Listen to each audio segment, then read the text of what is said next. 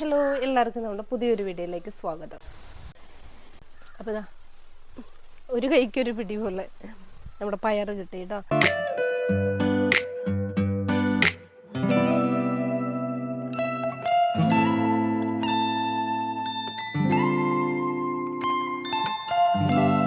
വിത്തൊക്കെ മുളപ്പിക്കാൻ വെച്ചല്ലോ. അപ്പോൾ നമ്മുടെ ക്യാരറ്റ് ഉണ്ടല്ലോ, ഇച്ചിരി സമയം പിടിച്ചു കേട്ടോ വയ്ക്കാൻ. പക്ഷെ ബീട്രൂട്ട് ഞായറാഴ്ച വെച്ച് തിങ്കൾ ചൊവ്വ 3-ാമത്തെ ദിവസം തന്നെ അവ വന്നു കേട്ടോ. പക്ഷെ ഇത് കണ്ടോ, ഇങ്ങനെ വീണ് പോകുന്നുണ്ട്. അതെന്താന്ന് മനസ്സിലാവണില്ല അല്ലേ. പക്ഷെ ക്യാരറ്റ് ഇന്നേക്ക് വെള്ളിയാഴ്ചയായി കേട്ടോ. അപ്പൊ ഇത്രയും ദിവസം വന്നു നമ്മുടെ ക്യാരറ്റിന് കുറച്ച് അവകളെ വന്നിട്ടുണ്ട്. കുറച്ച് താമസമുണ്ട്. പക്ഷെ ബീട്രൂട്ട് അങ്ങനെയല്ല, പെട്ടെന്ന് തന്നെ വന്നു. അപ്പൊ ഡ്രൈ ആവുന്നതിനനുസരിച്ചിട്ട് തന്നെ നന കൊടുക്കുന്നുണ്ട് കേട്ടോ. അതിനെന്താ പറയാ, രാവിലെ ഉച്ചക്ക് നമ്മൾ കാണുന്ന സമയത്തൊക്കെ ഭയങ്കര ഡ്രൈ ആണെങ്കിൽ ജസ്റ്റ് ഇങ്ങനെ ഒന്ന് സ്പ്രേ ചെയ്ത് കൊടുക്കും. അപ്പൊ ഇന്നത്തെ നമ്മുടെ ജോലി എന്താന്ന് വെച്ചാൽ, നമ്മുടെ തക്കാളി ഉണ്ടല്ലോ, അതിന്റെ മണ്ണൊക്കെ ഇങ്ങ് കുറഞ്ഞു വന്നിട്ടുണ്ട്. അപ്പൊ അതൊക്കെ ഒന്ന് റെഡി ആക്കി കൊടുക്കണം. കാരണം വേരൊക്കെ ഇങ്ങനെ കുറച്ച് പുറത്തോട്ടുണ്ട്. അപ്പൊ ഈ ഗ്രോ ബാഗിലെ കൃഷി എന്ന് പറയുമ്പോൾ മണ്ണ് കുറയുന്നതനുസരിച്ച് നമ്മൾ മണ്ണ് കൂട്ടിയിട്ട് കൊടുക്കണമല്ലോ. അപ്പൊ അതാണ് ഇന്നത്തെ നമ്മുടെ പണികൾ കേട്ടോ.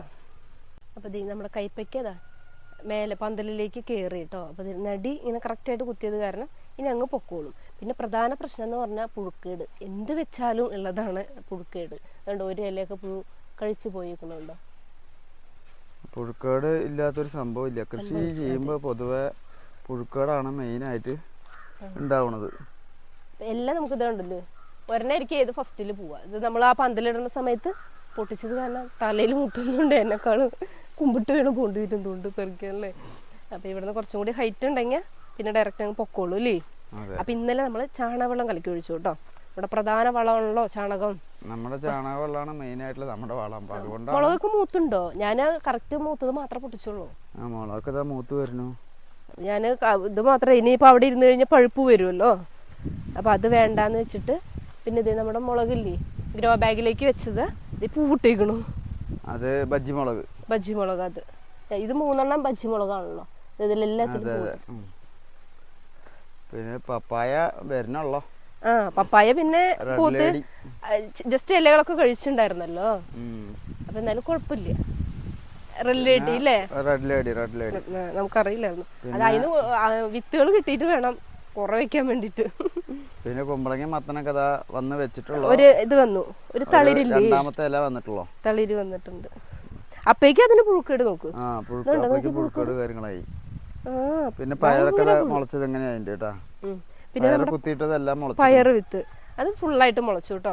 അത് നമുക്ക് ഒരു തെയ്യ് വിത്ത് മുളച്ചു കഴിഞ്ഞാൽ തെയ്യ് വരുമ്പോ നമുക്ക് മനസ്സിലാവും അല്ലേ ആ ചെടിന്റെ ഗ്രോത്ത് എങ്ങനെയുണ്ട് എന്നുള്ളത്. നമ്മൾ ഫസ്റ്റ് അവിടെ വെച്ചതിന്റെ ആ ഗ്രോത്ത് കണ്ടോ. അങ്ങനെ എന്താ പറയാ, ഭയങ്കര കീടും കാര്യങ്ങളൊക്കെ ആയിട്ട് അങ്ങനെ ഒരുപാട്. ഇപ്പൊ ഒരു വെണ്ടയ്ക്ക ഉണ്ടല്ലോ, ഇതിങ്ങനെ ഇങ്ങനെ ഓരോന്നുണ്ട്.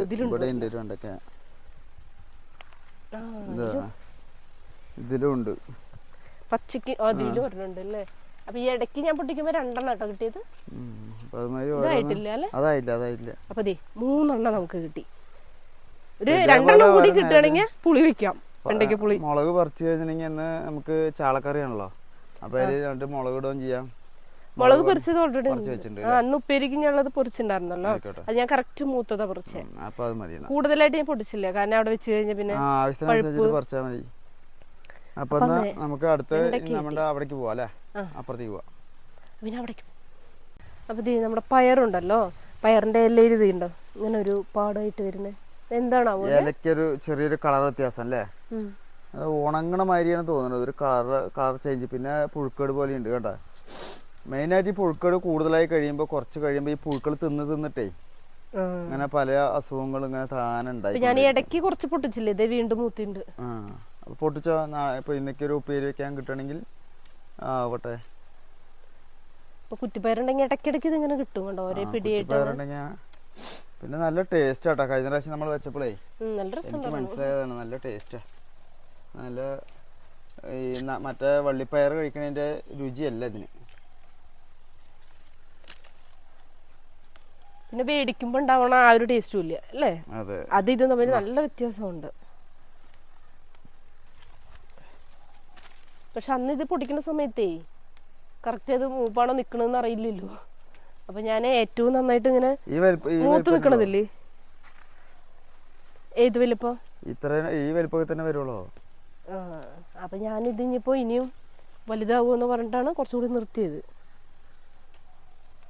ഈ ഒരു പ്രായത്തിലൊക്കെ പൊട്ടിക്കാൻ തോന്നൂല്ലേ? കനമുള്ളത് നോക്കി പൊട്ടിച്ച. ഇത് നല്ല ചള്ളാണ്, തൊലിച്ചെടുക്കണ്ട അല്ലേ? ഏയ് പക്ഷെ തൊലിച്ചിട്ട് ആ മണി കിട്ടും, കഴിക്കാൻ ടേസ്റ്റ് അതാ, കഴിക്കാൻ നന്നായിരിക്കും. നാടൻ പയർ പറഞ്ഞ ഒരു വേറെ ലെവലാണ്. പക്ഷെ നന്നായി കിട്ടണം അല്ലേ? അത് തന്നെ 2-3 ഏരിയ വെക്കണം. വെച്ച് കഴിഞ്ഞാൽ നമുക്ക് ധാരാളമായിട്ട് ഒരു ഒന്നരാടം ഇങ്ങനെ പൊട്ടിക്കുമ്പോ കിട്ടും, നമുക്ക് കൃത്യമായിട്ട് ഉപ്പേരി വയ്ക്കാൻ കിട്ടും. അപ്പൊ ഇതാ ഒരു കൈക്കൊരു പിടി പോലെ നമ്മുടെ പയറ് കിട്ടി കേട്ടോ. പിന്നെ ദേ നമ്മുടെ നിത്യവഴുതിനങ്ങ, ഇതാണ് തോണ്ടല്ലേ? അത് ആവട്ടെ, എന്തായാലും ആയിട്ടില്ല. അതന്നെ തോന്നുന്നു കായ്. ഇത് കായ തോന്നുന്നു. എന്തായാലും അതിന് പ്രത്യേകിച്ച് കേട് കാര്യങ്ങളൊന്നും കാണാനില്ല കേട്ടാ. അതിന് കുഴപ്പമില്ല. അതൊരു പൂവെല്ലാം പിടിക്കുന്നുണ്ട്. പൂ വെറുതെ ഒന്ന് തൊട്ട് നോക്കിയാൽ അത് കൈയോടൊക്കെ പോകുന്നു. പൂവെല്ലാം പിടിക്കുന്നുണ്ട്, കായൊക്കെ പിടിക്കുന്നുണ്ട്. പ്രത്യേകിച്ച് പുഴുക്കേടോ അങ്ങനെയുള്ള സംഭവങ്ങളൊന്നും ഇല്ല. അപ്പൊ അതുകൊണ്ട് അത് കുഴപ്പമില്ല. പക്ഷെ ഒരു തെയ്യ ഇതുകൊണ്ട് അല്ലാണ്ട് കായ കിട്ടത്തില്ല. പിന്നെ നമ്മുടെ വഴുതിനങ്ങ ഉണ്ടല്ലോ, വഴുതിനങ്ങയാണ് പ്രശ്നം. വരുമ്പോ തന്നെ അതിന് കേട് വരിക. ഇപ്പൊ കാണുമ്പോ തന്നെ കുഴപ്പമില്ല, പക്ഷെ അത് കഴിഞ്ഞ് വലുതായി അത് ആയത് പറിച്ചോ, വെറുതെ നിർത്തി കഴിയുമ്പോ വീണ്ടും വലുതാവും തോറും അത് അസുഖം വരികയാണ്, പുഴുക്കേട് വരികയാണ് അതിൻ്റെ ഉള്ളിലേ. മുറിച്ച് കഴിഞ്ഞപ്പോ തന്നെ മനസ്സിലായില്ലേ? അയ്യോ അതിന് കത്രിക വേണം. അപ്പൊ കത്രികയായിട്ട് പറിച്ചു. പകുതി മാത്രം കിട്ടുള്ളൂ കത്രികയില്. കത്രിക വേണം, പൊട്ടിക്കാൻ പറ്റുന്നില്ല. അത് ഗ്രോ ബാഗിൽ നമ്മൾ മണ്ണിടുമ്പോ ഉണ്ടല്ലോ, നമ്മള് വേഗം എടുത്തിട്ട് അങ്ങനെ ഇടുന്ന മണ്ണല്ല, നമ്മളിത് സെറ്റ് ചെയ്ത് വെച്ചിരിക്കുന്ന മണ്ണ് തന്നെയാണ് കേട്ടോ എടുക്കണത്.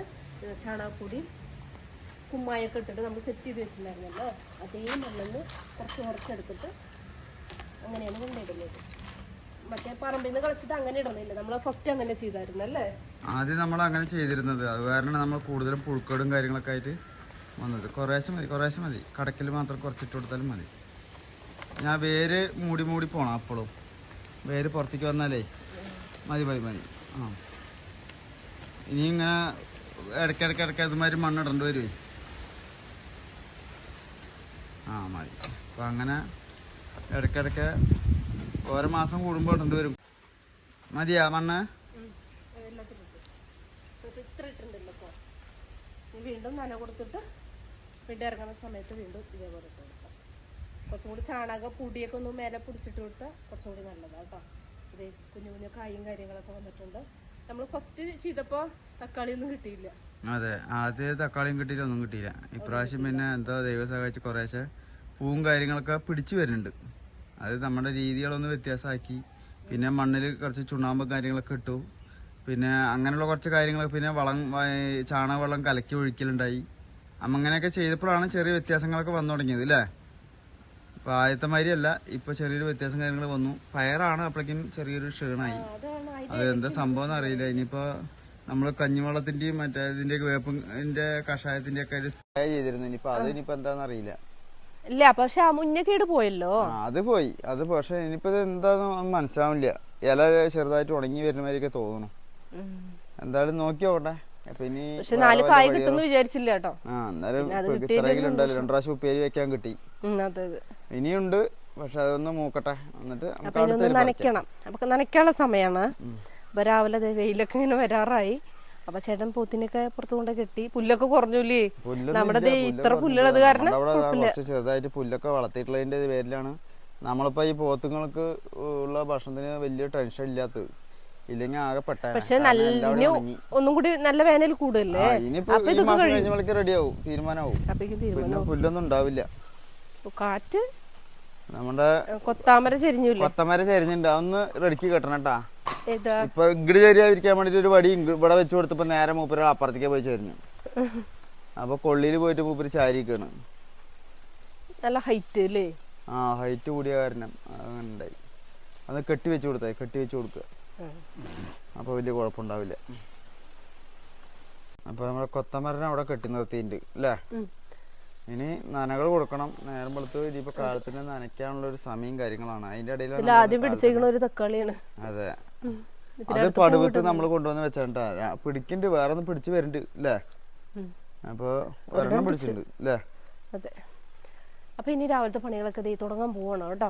അപ്പോൾ ഗ്രോ ബാഗിൽ നമുക്ക് മണ്ണ് കുറയുമ്പോൾ അതിനനുസരിച്ച് നമ്മൾ സെറ്റ് ചെയ്ത് വെച്ചേക്കണം മണ്ണ് വേണം നമ്മൾ ഇട്ട് കൊടുക്കാനായിട്ട് കേട്ടോ. പറമ്പിൽ നിന്ന് കളിച്ചിട്ട് ഓടിക്കൊണ്ടിട്ട് അതിൽ കൊണ്ട് ഇട്ട് കൊടുക്കരുത്. കാരണം ഒരിക്കൽ അബദ്ധം പറ്റിയതാണ്, അതുകൊണ്ടാണ് ഞാൻ റിപ്പീറ്റ് ആയിട്ട് പറയുന്നത് കേട്ടോ. അപ്പോൾ ഇന്നത്തെ വിശേഷങ്ങളൊക്കെ അത് ഇങ്ങനെ പോയിക്കൊണ്ടിരിക്കുന്നു, എന്നും ഇതുപോലെ തന്നെയാണ് കേട്ടോ. അപ്പോൾ വീഡിയോ ഇഷ്ടപ്പെട്ടെങ്കിൽ ലൈക്ക് ചെയ്യാനും ഷെയർ ചെയ്യാനും സബ്സ്ക്രൈബ് ചെയ്യാനും മറക്കരുത്. പുതിയൊരു വീഡിയോ ആയിട്ട് വീണ്ടും കാണാം. ബൈ.